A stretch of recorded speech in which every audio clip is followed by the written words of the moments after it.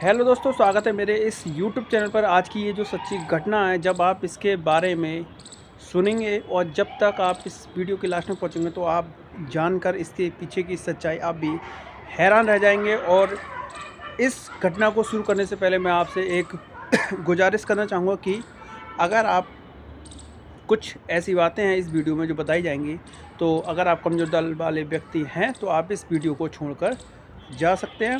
तो चलिए हम इस कहानी को, इस सच्ची घटना को शुरू करते हैं। दोस्तों, अब ये जो कहानी है वो शुरू होती है एक लिफ्ट से।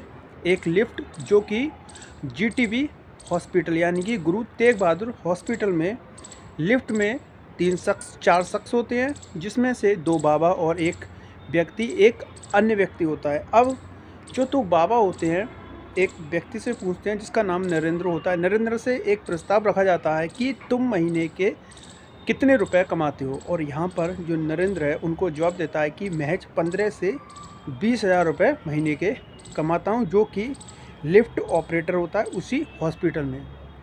अब जो 2 बाबा होते हैं वो बाबा नॉर्मल बाबा नहीं होते हैं, बल्कि वो तांत्रिक विद्या करने वाले बाबा होते हैं। अब जो बाबा होते हैं उस नरेंद्र को एक प्रस्ताव देते हैं, क्यों अगर मैं तुम्हें एक काम करने को दूं और उस काम को करने के बाद तुम्हें तकरीबन 60 करोड़ रुपए मैं दे सकता हूं। लेकिन वो कैसे? तो उनका जो प्रस्ताव था वो इस तरीके का था कि उन्होंने कहा कि अगर तुम मुझे एक इंसानी खोपड़ी लाकर दोगे, तो मैं तुम्हें उसके बदले में 60 करोड़ रुपए दूंगा। अब यहाँ पर जो कोई भी समझदार व्यक्ति होगा वो तुरंत ही इस तरीके के जो प्रस्ताव हैं उनको मना कर देगा। लेकिन यहाँ पर जो नरेंद्र है वो उनकी बातों में आता है और आगे क्या करता है, जब आप इस वीडियो को पूरा देखेंगे तो आप भी हैरान रह जाएंगे। तो दोस्तों, स्वागत है मेरे इस चैनल पर। मेरा नाम है रवि। तो इस कहानी को शुरू करते हैं। अब जो कहानी है वो शुरू होती है इस तरीके से। गाज़ियाबाद में एक जगह पड़ती है, एक थाना क्षेत्र पड़ता है टीला, और उसी के पास एक शख्स सुबह तकरीबन टॉयलेट कर रहा होता है और वहाँ पर वो देखता है कि एक डेड बॉडी पड़ी हुई है। डेड बॉडी जो कि विदाउट सिर।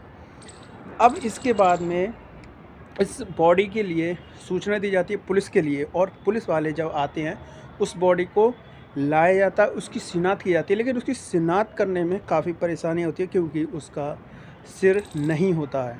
अब इसके बाद में जो पूरी टीम है वो इसमें लग जाती है इसके पीछे इस गुत्थी को सुलझाने के लिए। अब इसके बाद जो पुलिसकर्मी होते हैं वो दिल्ली भी, जो कि नज़दीक में लगती है, दिल्ली में तकरीबन 160 से 61 थाने में इस तरीके की जो सूचना है वो पहुंचा देते हैं। इसके बाद अब उनमें से कुछ ऐसे पुलिसकर्मी होते हैं जो कि नए होते हैं, जाबाज होते हैं, नौजवान होते हैं, जो कि अपने एक अलग तरीके से सोचते हैं। सारी टीम होती है जो कि कोशिश करती है, और उसी में से 2 शख्स होते हैं जो पुलिसकर्मी होते हैं।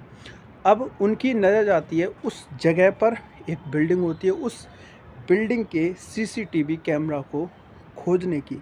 यहाँ पर जो पुलिसकर्मी होते हैं वो अपनी पूरी कोशिश कर चुके थे, यानी कि और जो पुलिसकर्मी थे सारे सीसीटीवी कैमरा थे वो सारे चेक कर चुके थे। लेकिन अब बारी थी उस बिल्डिंग को चेक करने की, जो कि उस जगह से नज़दीक में है, जो कि काफ़ी ऊंची है। अब उसके जब सीसीटीवी कैमरा चेक किए जाते हैं तो उस कैमरे को चेक करने पर नज़र आता है कि ये जो घटना स्थल है, यहाँ पर जो बॉडी मिली है, वहाँ पर एक टेम्पू है। टेम्पू क्या, बल्कि कई सारे टेम्पू हैं जो उस जगह से निकलते हैं, आते हैं, जाते हैं। लेकिन वहाँ पर एक संदिग्ध टेम्पू दिखता है। संदिग्ध के कारण ये था कि वो टेम्पू उस जगह पर काफ़ी देर तक रुका रहता है, और उसकी एक ख़ास पहचान ये होती है कि उस टेम्पू के पीछे एक ट्रायंगल टाइप का शेप बना हुआ होता है। और जब पुलिसकर्मी पकड़ते हैं उस चिन्ह को, देखते हैं, उसकी जानकारी लेते हैं, और उसकी जांच करते करते वो पहुंचते हैं दिल्ली के एक जगह पर, ताहिरगंज, जो कि एक जगह है। वहाँ पर उस शख्स के पास जाते हैं, उस शख्स से पूछताछ की जाती है, तो वो बताता है कि मेरे कई सारे टेम्पो हैं जो कि इस तरीके से मैं किराए पर देता हूँ। और जब उससे पूछताछ की जाती है कि इस तारीख को, यानी कि 22 जून को इस टेम्पो को तुमने किसको दिया, तो वो नाम बताते हैं, उनके पास पहुंचते हैं और वो पहुंचते हैं पवन और पंकज। ये जो पवन और पंकज हैं वो वही व्यक्ति थे जो कि तंत्र विद्या करने वाले साधु थे।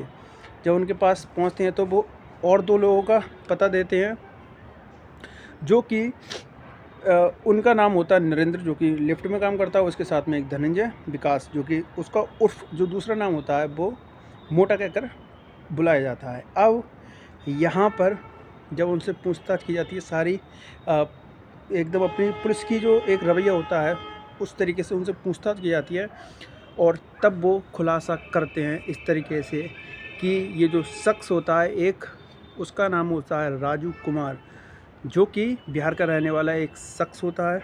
वहाँ पर पकौड़ी का ठेला लगाता है। अब पकौड़ी का ठेला लगाता है, जो साधु होते हैं उनसे, जो तंत्र विद्या करने वाले व्यक्ति होते हैं, वो उनसे एक बात पहले ही कह देते हैं कि तुम्हें ऐसे व्यक्ति को ढूंढना है जो कि उसके आगे पीछे कोई ना हो, यानी कि खो जाए या कहीं भाग जाए तो उसका कोई पूछने वाला नहीं हो। तो उनकी नज़र में ये शख्स आता है जो कि पकौड़ी बेचता है, जो रहने वाला होता है बिहार का। अब इसको कम से कम 5 से 6 दिन इससे दोस्ती की जाती है, इसको शराब पिलाया जाता है और इसके बाद ये 5 से 6 दिन गायब हो जाता है। उसके बाद में इसके जो मामा होते हैं वो रिपोर्ट भी दर्ज कराते हैं कि मेरा भांजा इस तरीके से गायब हो चुका है। लेकिन जो इसके पुलिसकर्मी होते हैं, यानी दिल्ली पुलिस होते हैं, वो उस केस को ठंडे बस्ते में डाल देते हैं, जो कि आगे की कार्रवाई नहीं हो पाती। लेकिन अगर उस टाइम पर कार्रवाई होती तो ये जो राजू कुमार है वो शायद बच जाता। अब इसके बाद में ये जो नरेंद्र हैं उस सिर को काटकर इस तरीके से एक बाल्टी में रखते हैं, खून वगैरह करके अलग, जिससे कई ब्लड वगैरह निकलता है, उसको अलग करके उसके बाद में उस खोपड़ी के से बाल वगैरह इस तरीके से हटा के एकदम कंकाल रूप में उस खोपड़ी को लेकर जाती है। इसके बाद जब ये जो पवन और पंकज, ये दोनों लोग उनसे कहते हैं कि ये तुम्हारी जो खोपड़ी है वो पूरी तरीके से ढंग से काम नहीं कर रही है, क्योंकि इस पर कई जख्म या टूटी फूटी इस तरीके से है। तो जो वादा किया गया था उनसे 60 करोड़ रुपए का, वो भी वहाँ बंद हो जाता है। लेकिन वो एक प्रस्ताव और रख देते हैं कि अभी भी बात ख़त्म नहीं हुई है, चाहो तो तुम एक व्यक्ति का दूसरे का सिर ला कर मैं तुम्हें 5 लाख रुपए उसके दे सकता हूँ। अब ये जो पवन और पंकज होते हैं वो, ये जो सारी उनकी विद्याएं थी वो सारी यूट्यूब से सीखी हुई थी। दोस्तों आप यहाँ पर देख सकते हैं, ये जो पवन और पंकज थे मात्र यूट्यूब से देखकर, जो कि कोई भी वीडियो बना सकता है, कोई भी डाल सकता है, गलत सलत उसका कोई प्रमाण नहीं होता है, उसको देखकर वो तंत्र विद्या करते थे और लोगों की सेवा करते थे। सेवा उनकी नज़र में थी, लेकिन लोगों का वास्तव में शोषण हुआ करता था। इसके बाद उस जगह पर कई सारी महिलाएं भी आती थी जो कि दिल्ली के रहने वाले थे, पवन और पंकज। इसके बाद में जब इनसे पूछताछ की जाती है और इस तरीके से इस घटना का खुलासा होता है। दोस्तों आपकी क्या राय है इस वीडियो पर? और इनकी जो गिरफ्तारी होती है, पंकज और पवन तकरीबन 6 लोग होते हैं, इनकी गिरफ्तारी अगस्त महीने में होती है, जो कि घटना जून में हुई थी काफ़ी टाइम के बाद।